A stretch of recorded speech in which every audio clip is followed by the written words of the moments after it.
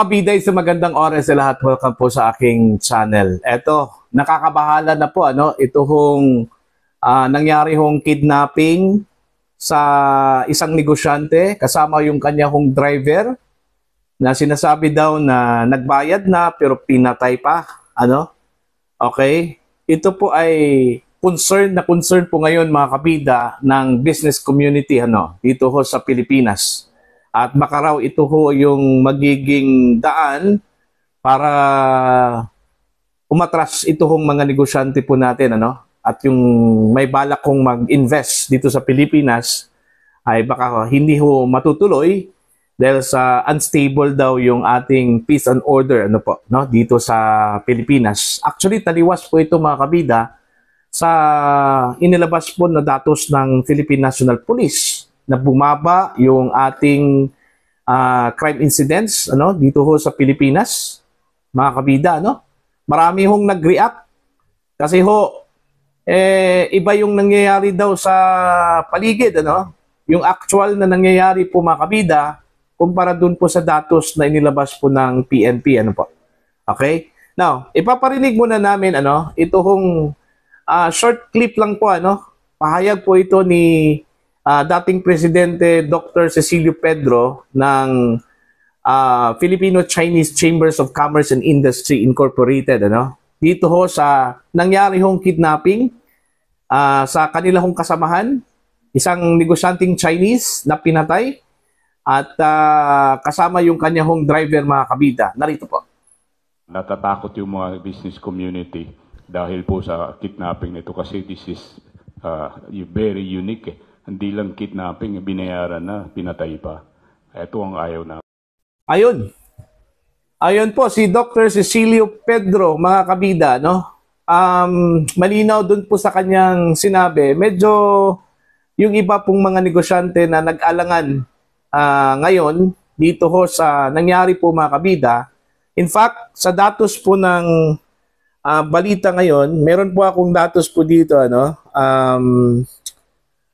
mula po dito sa post po ng balita, from January up to now, there are 12 kidnapping cases ang nangyari po mga kabida, mula January, Enero hanggang ngayon. Okay? Including the recent one, yung kay Anson Key, Alright? Out of the 12, 10 of them were Chinese.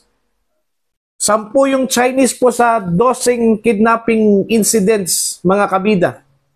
Kaya ito yung ikinabahala po ng mga negosyanteng Chinese po natin, Itong Chinese community. Alright? And then, others were foreigner. So, walang Pilipino po. Kung hindi Chinese, foreigners. Okay? Ito pa po. Dagdag ko lang po yung sinabi po mga kabida ni Dr. Cecilio Pedro, Andyan pa ang kidnapping. There's a live case currently. According to the report, yes, there is a live case ongoing. Hindi pa nakalabas. Okay? Ito yung sabi po ni Cecilio Pedro, mga kabida, Okay? Kung maalala po ninyo, last February po, Pebrero ngayong taon lang po ito, 2025. Meron po isang kidnapping po o kidnapping incident, mga kabida, ang naganap, kung saan po yung biktima ay isa pong 14 years old Chinese student, okay, na nag-aaral sa isang exclusive school dyan po sa may Taguig City, mga kabida. Sinasabing pinutulan pa ng daliri ang biktima nang tumangging magbigay ng ransom ang pamilya sa mga kidnapper. So ganito ho katindi yung mga culprits, ito hong mga kidnappers, mga kabida, Kung hindi ho sasang-ayon at susunod yung mga pamilya po ng kanilahong biktima, meron po silang gawin po doon po sa kanilahong biktima, Okay? Eto, mas matindi ito. Kasi ho, nagbayad na raw itong si Anson Key, mga kabida, ng ransom, okay? Ang ginawa po ng kidnappers, pinatay pa. Kasama yung kanya hong driver. Kaya yun yung ikinabahala po ngayon ng Chinese community dito ho sa Pilipinas. Ito pa, mas matindi po ito, ano? Kasi baka ho raw, magsialisa na po daw itong mga negosyante po natin. Lalong-lalo na po itong mga foreign investors, ano? Dahil ho dito sa nangyari po mga kabida. Pakinggan po natin itong naging panayam po ng SMNI kay Attorney Ferdy Topacio ng Citizens Crime Watch. Okay? Eto, pakinggan po natin. Malaki po ang pinsala po niyan sa ating ekonomiya sapagkat kung ang isang taong katulad po ni Ginoong Anson Ke ay maaring madukot, siya po ay may sariling sasakyan, may driver, at siya po naman ay hindi pumupunta sa mga lugar na sasabihin nating mga peligroso. Ngunit gayon pa man siya ay nadukot, pinatutubos at napatay pa. Kasama ang kanyang driver na nadamay, paano pa po kaya ang mga pangkaraniwang mga mamamayan? Ang pagtaas-anya ng kriminalidad sa bansa ay masasalamin din sa uri ng pamumuno ng isang lider. Dahil kung ang lider anya ay may paninindigan sa batas, makikita raw ito pati sa mga mismong mamamayan. Alam niyo po ang dahilan niyan kung bakit tumataas po ang kriminalidad sa atin, sapagkat ang leadership po ng kahit anong bansa ay by example. Kapag ang leader po ay mahigpit, matigas, talagang pinatutupad ng batas laban sa mga krimen, susunod po yan, may subliminal effect po yan. At sa mga mamamayan, katulad po ngayon, ako ay nasa Singapore. At dito po sa Singapore, kahit maiwanan nyo yung kahit anong gamit ninyo, ako po ay nakalaglag ng wallet, ngayon lang dito. Ibinalik po kagad nung nakakuha, hinabol pa ako. At dito po, kahit alas 2, alas 3 ng madaling araw, maglakad kayo, wala pong gagalaw sa inyo. Kahit kayo babae, kahit kayo mag-isa, kahit kayo bata, wala pong gagalaw dito. Yan po ang ehemplo po ng leadership, ng isang leadership na matibay at malakas.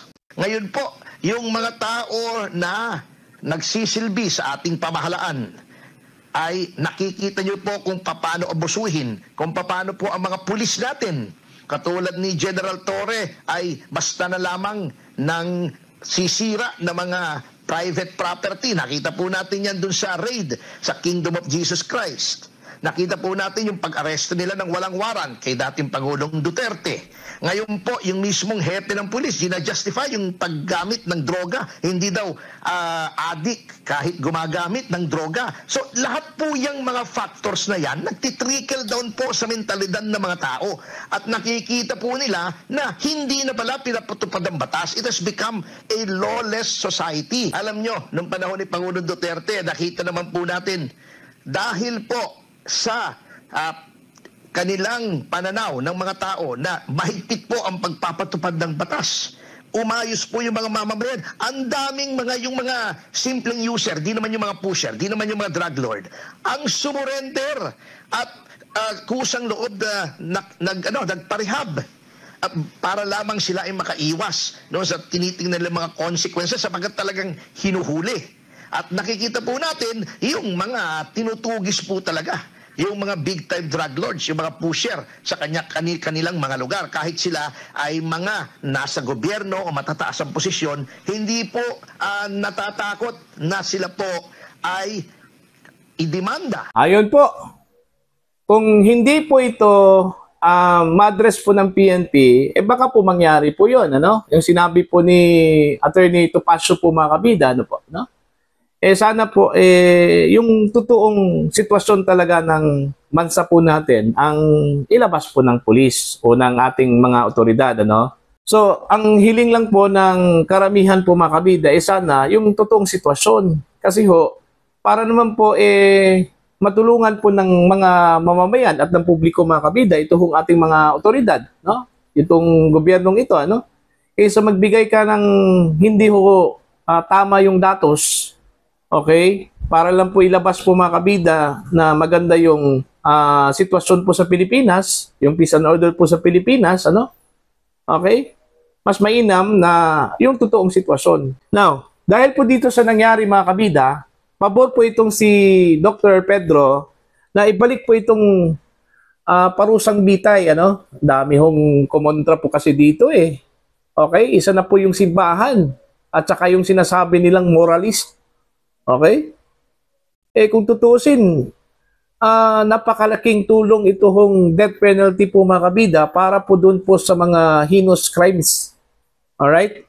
Ang sabi po ni Dr. Pedro dito mga kabida, pabor si Dr. Pedro na may balik ang death penalty sa bansa para sa mga kidnapper. Dahil anya ito raw ay solusyon para matigil ang kidnapping habang binanggit din niya ang pulisiya ng China kaugnay rito. The kidnapping is still a problem. How do we address this? I'm all for restoring death penalty for kidnappers. Yan ang solusyon. Diyan in China, kapag nahuli ka ng kidnapping, isang bala ka lang. Talagang papatayin ka roon. So, walang kidnapping sa China. Takot sila Papatayin sila. Pati yung drug case, papatayin ka talaga ng China. Yan po ang sabi po ni Pedro mga kabida. Kinukumpara po niya yung China at saka yung Pilipinas. So, actually para sa akin, wala pong masama dun sa death penalty. Okay? Wala pong masama dun. Isa hong uri ho ng pagdisiplina at pagpapatupad po ng batas. Okay? To curb the crimes na nangyayari po sa Pilipinas, mga kabida. Okay? So, yun po, wag ho nating antayin na baka po mangyari yung sinabi po ni Attorney Topacio na lalayasan po tayo ng mga negosyante sa Pilipinas, mga kabida. Wala na hong mag-invest because sa hindi ho magandang peace and order condition sa ating bansa. Bigyan po natin yung ating mga negosyante, hindi lang po mga negosyante, mga Pilipino, ng kapanatagan ng loob, okay, mga kabida, para naman po hindi ho sila mag-alala, okay? Lalong-lalo na po itong mga negosyante, na andito sa Pilipinas, nag-invest po ng napakalaking puhunan po mga kabida, hindi lang po para po sa sarili po nila, kundi para sa ekonomiya din ng bansang Pilipinas, mga kabida. So, para po sa inyo, ano ang inyong opinion at comment po dito. Okay, you can comment down sa mga hindi pa po subscriber sa akin channel. Please subscribe, just click the subscribe button, click the notification bell, click all, para updated po kayo sa aking mga uploads. Maraming salamat po sa inyo, mga kabida.